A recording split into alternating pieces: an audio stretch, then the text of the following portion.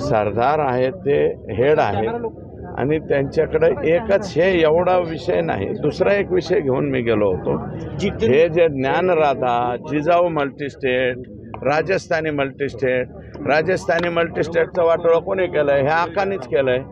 आका आणि त्यांचे आका दोघांनी मिळून लोकांना कर्ज मोठ्या प्रमाणावरती त्यात दिले आणि नंतर बँक बुडाली म्हणून यांनीच वारडा केला. त्याच्यामुळे ते बिचारा भैयानी मातीत गेलं ना, जेला ते आता. अण्णा लक्ष्मण हाकेने काल तुमच्यावर आरोप केले. ते म्हणाले की राम मंदिराचा 7/12 महसूल नाही, ईडीची सुद्धा चौकशी झाली पाहिजे आणि याच्यामध्ये मोका लागला पाहिजे. मुख्यमंत्री महोदयांनी मोक्याची घोषणा केलेली आहे, त्याच्यामुळे मोका लागणारच आहे.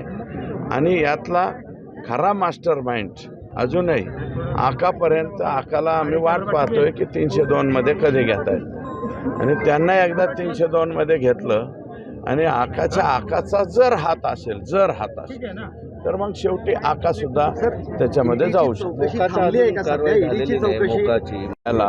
त्याला जस्टिफिकेशन द्यावे लागतात. मोकाची त्याला आता IG लेवलची ही आहे. माझ्या मते मला माहीत व्हावं असं वाटतं की DG आणि राज्य सरकारचं जे DG आहे, DGंची परवानगी घ्यावी लागत असेल ती प्रक्रिया चालू असेल. ईडीची कारवाई थांबली आहे का सर सध्या? ईडीची कारवाई थांबली असेल? ईडीची कारवाई सध्या थांबलेली आहे, परंतु आता हे जे आकडेवारी चालली त्यांच्याकडे जाईल त्यावेळेस ईडीची कारवाई थांबणार नाही. ईडीची कारवाई जोरात सुरू होईल. थांबवण्यासाठी काही प्रेशर टॅक्टिक्स झाले? नाही, मला नाही वाटत थांबवण्यासाठी किंवा स्लो डाऊन, परंतु स्लो डाऊन म्हणजे गेलेच असतील ना. कुणीतरी गेला असेल, हे थांबवा, हे अमकं करा, हे एवढं नाही आहे, परंतु ते तेवढं आहे. मुन्नी जे आहे, मी फक्त मुन्नीच्या बाबतीत एकच सांगतो की मुन्नी ही महिला भगिनी वगैरे नाही. ही राष्ट्रवादीतली मुन्नी ही पुरुष आहे आणि मी जे बोललोय त्या मुन्नीला 100% कळालेलं आहे. फक्त ती बाहेर आलेली नाही. मुन्नींनी बाहेर येऊ द्या. मुन्नी बदनाम होणे याची दक्षता तुम्ही घेताय का? मुन्नी बदनाम झालेली अगोदरच. मुन्नी बदनाम हो गई, डार्लिंग तेरे लिए.